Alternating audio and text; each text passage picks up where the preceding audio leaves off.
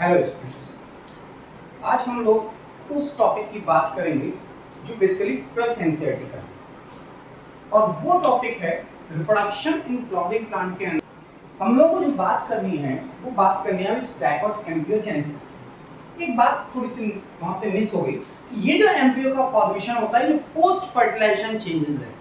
तो जो post fertilisation changes होते हैं जिसको हम लोग कहते हैं पोस्ट फर्टिलाइजेशन चेंजेस। जो पोस्ट फर्टिलाइजेशन चेंजेस हैं वो क्या क्या है? तो पोस्ट फर्टिलाइजेशन चेंजेस में पहले तो इस जाइगोट से क्या बन जाएगा? एम्ब्रियो। और ओवरी किस में बदल जाएगी? फ्रूट में। और ओव्यूल किस में बदल जाएगा? सीड में। ये तीनों चीजें जो हैं वो हमारी पोस्ट फर्टिलाइजेशन चेंजेस में मिलेंगी देखने में। तो इनको भी हम लोगों को डिस्क्राइब करना है, आगे डिस्क्राइब करेंगे, but first of all I will discuss about the embryogenesis. ये एम्ब्रियोजेनेसिस जो बेसिकली मिलेगी डाइकोट और मोनोकोट प्लांट के अंदर वो लिटिल बिट कुछ हद तक सेम होती है, कुछ स्टेजेस वहां पे सेम देखने को मिलती है। तो फर्स्ट है the Strasburger explain the dicot embryogeny in capsula bursa पेस्टोरिस।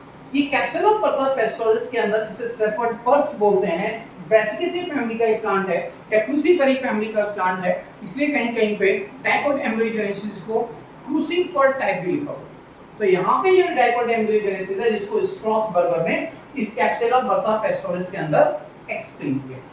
तो यहाँ पे हम लोग बात करते हैं इस पर्टिकुलर डाइकोट एम्ब्रियोजेनेसिस के रेफरेंस में। तो फर्स्ट ऑफ ऑल ये जो जाइगोट होता है, इस जाइगोट के अंदर जिसमें 2-1 है, पहला डिवीजन जो होगा वो ट्रांसवर्स डिवीजन होता है। कौन सा होता है? Transverse division. और बन जाती है दो सेल, एक वो जिसको हम लोग बोलते हैं बेसल सेल और दूसरी वो जिसको हम लोग बोलते हैं terminal cell. The two-cell pro-embryo का formation हुआ। Later on, this basal cell is divided also transversely, and then this terminal cell divided vertically. तो यहाँ पे इस ट्रांसवर्स और वर्टिकल डिवीजन की वजह से ये 4-cell स्टेज का फॉर्मेशन हो गया। इसको हम लोग बोलते हैं 4-cell स्टेज। इसको हम लोग टी शेप्ड प्रो-एम्ब्रियो भी बोलते हैं। That is called the T shaped pro-embryo.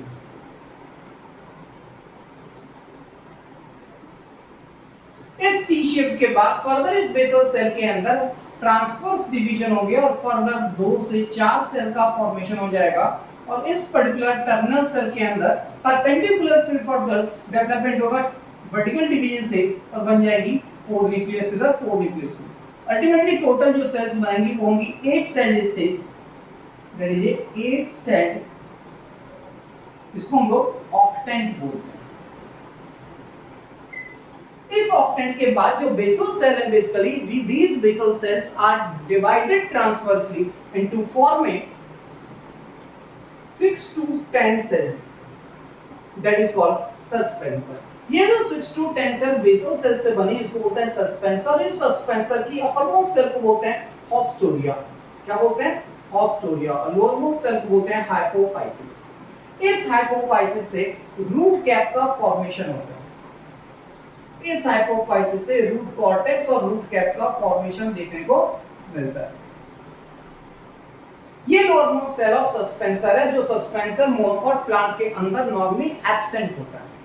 यहाँ पे जो ऑक्टेंट है, इस ऑक्टेंट के अंदर जो टर्मिनल सेल है व्हिच इज मॉडिफाइड एंड वो बेसिकली कई बार वहां पे फ्री न्यूक्लियर डिवीजन्स होते हैं, पेरिक्लाइनल डिवीजन्स होते हैं, एंटीक्लाइनल डिवीजन होता है, अल्टीमेटली बन जाता है globular structure. And this you can say in short term these terminal cell divided to form a globular structure of chlorophyll, and these globular structure are periclinally divided to form a 3 different layers: dermatogen, pericline and plegum, जो आगे चल के epidermal tissue system का, ground tissue का and vascular tissue का formation करेगा। जो embryo के अंदर एपिडर्मल टिश्यू होगा, ग्राउंड टिश्यू होगा और वैस्कुलर टिश्यू होगा, उसका फॉर्मेशन करता है जो प्लीरोम, पेरिक्लेम और डर्मेटोजेंस करते हैं, जो इस पर्टिकुलर ग्लोबुलर स्ट्रक्चर्स में पेरिक्लिनल डिवीजन के बाद दिखाई देते हैं। These structure are the 3-dimensional structure having a 2 different kind of type. इनके अंदर जैसे बॉल होती है, उस बॉल को आप ट्रांसवर्सली भी काट सकते हो और उनको लेयर बाय लेयर में भी एक्सप्लेन कर सकते हो। तो यहाँ पे these globular structure having two tier, that is upper tier and lower tier. These lower tier always form a cotyledons together with the plumule here. यहाँ पे डाइकोट एम्ब्रियोजेनी के अंदर ये लोअर टायर प्लीम्यूल का फॉर्मेशन करेगा together with the two cotyledons, और अपर tyre से बनेंगे रेडिकल्स और हाइपोकोटाइल। Clear my point? इस पर्टिकुलर ग्लोबुलर स्ट्रक्चर में दो टायर होंगे और उन दोनों टायर से अपर टायर से रेडिकल और हाइपोकोटाइल बनेगा और लोअर टायर से प्लीम्यूल और कॉटिलिडन्स बनेगा। ये जो अल्टीमेटली स्ट्रक्चर है वो कुछ स्ट्रक्चर कुछ समय के बाद कुछ ऐसा दिखाई देगा। ये है आपका ऑस्टोरिया, ये है सस्पेंसर, ये प्लीम्यूल, ये रेडिकल्स और ये दो कॉर्टेक्स। जब ये डेवलपमेंट होगा, पोस्ट फर्टिलाइजेशन चेंजेस होंगे, ओव्यूल सीड में बदलेगा, तो ये अल्टीमेटली जो सीड है, इस सीड के अंदर ये एम्ब्रियो प्रेजेंट है, इसलिए एम्ब्रियो। एम्ब्रियो के अंदर होगा क्या? ये है दो कॉटिलिडन्स, ये है प्लीम्यूल और ये है रेडिकल, और ये आपका ऑस्टोरिया क्या है? धीरे धीरे वो न्यूट्रिशन सब करके सस्पेंसर खत्म हो जाएगा। तो अल्टीमेटली यहाँ पे जो डाइकोट एम्ब्रियोजेनी है, उस डाइकोट एम्ब्रियोजेनी के अंदर जो पोस्ट फर्टिलाइजेशन चेंजेस होते हैं, ओव्यूल से सीड बनता है, उस सीड के अंदर हॉर्सशू शेप फॉर्म में हमारा एम्ब्रियो देखने को मिलता है। It will be the complete dicot embryogeny, जिसको हमारे स्ट्रोसबर्गर साइंटिस्ट ने कैप्सुला बर्सा पेस्टोरिस के अंदर एक्सप्लेन किया। आपको इतना ही पढ़ना है इस एम्ब्रियोजेनेसिस के रेफरेंस। नेक्स्ट अगर हम बात करें मोनोकोट एम्ब्रियोजेनी की, तो मोनोकोट एम्ब्रियोजेनी के अंदर क्या होता है? मैंने पहले ही बोला कि ये जो मोनोकोट एम्ब्रियोजेनी होगी, इस मोनोकोट एम्ब्रियोजेनी के अंदर मोर और लेस कुछ स्टेजेस सेम होती हैं। यहाँ पे जो ऑक्टेंट है वो ऑक्टेंट स्टेज सेम बनेगी, एज इट इज ये स्टेज होगी, उसको हम लोग वहां बोलेंगे ऑक्टेंट स्टेज।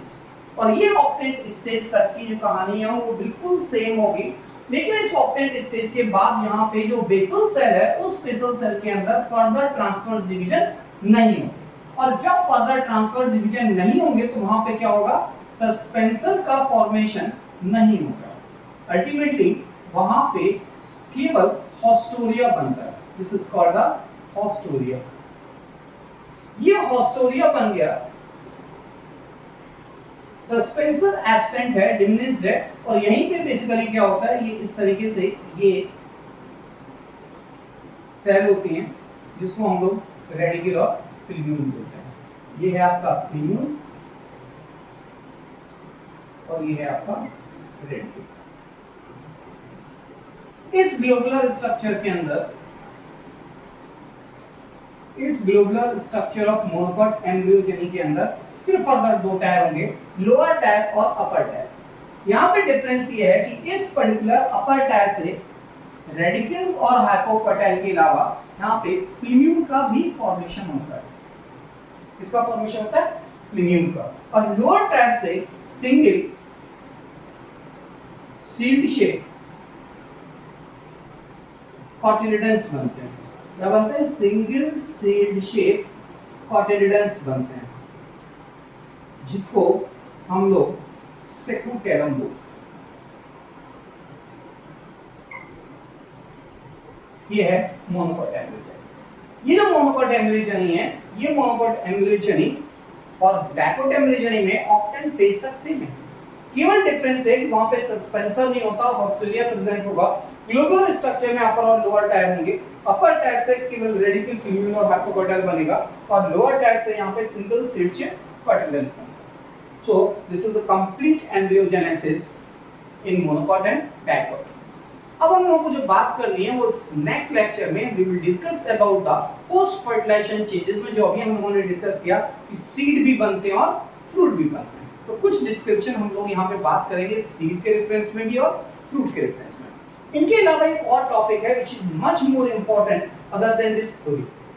बेसिकली यहाँ पे हम लोगों ने बात की, स्टार्टिंग की अगर बात करें तो पहले था प्री फर्टिलाइजेशन चेंज, फर्टिलाइजेशन और पोस्ट फर्टिलाइजेशन। तो ये जो सारी बात हुई है पोस्ट फर्टिलाइजेशन इवेंट्स की थी।